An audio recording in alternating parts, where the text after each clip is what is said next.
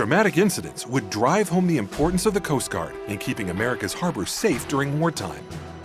Black Tom was an island in New York Harbor next to Liberty Island. It was a major munitions depot for the northeastern United States. On July 30th, 1916, it was stocked with munitions and firearms bound for Russia. German agents triggered explosions that could be felt as far away as Maryland. Fragments from the explosion lodged in the Statue of Liberty.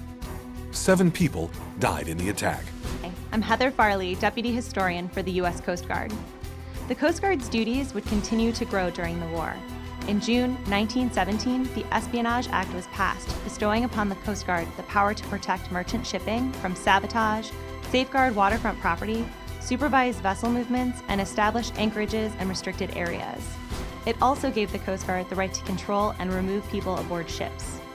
Another tragedy would lead to the development of a key Coast Guard post. On the morning of December 6, 1917, a tremendous blast ripped through the sleepy town of Halifax, Nova Scotia. The French freighter Mont Blanc, carrying 5,000 tons of TNT, collided with the Norwegian steamship Imo in Halifax's outer harbor. When a fire caused by the collision reached the TNT, there was an explosion equal to a small nuclear blast. The Mont Blanc virtually disappeared, and the Imo was thrown ashore by shockwaves. The explosion destroyed 3,000 dwellings, killed more than 1,600 people, and injured 9,000. The Mont Blanc disaster is one of the worst maritime tragedies of all time, and it stirred America's leaders to make sure nothing like this could ever happen in the United States.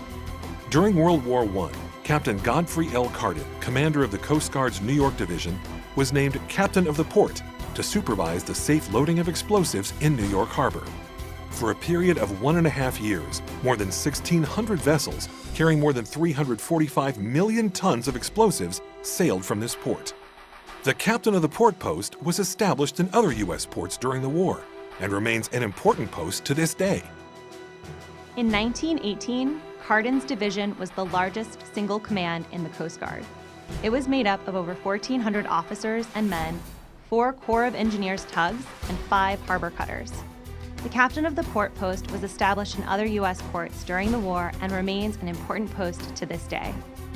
Stay tuned for Episode 3, which talks about the Coast Guard's role in convoy escort and patrol duties during World War I.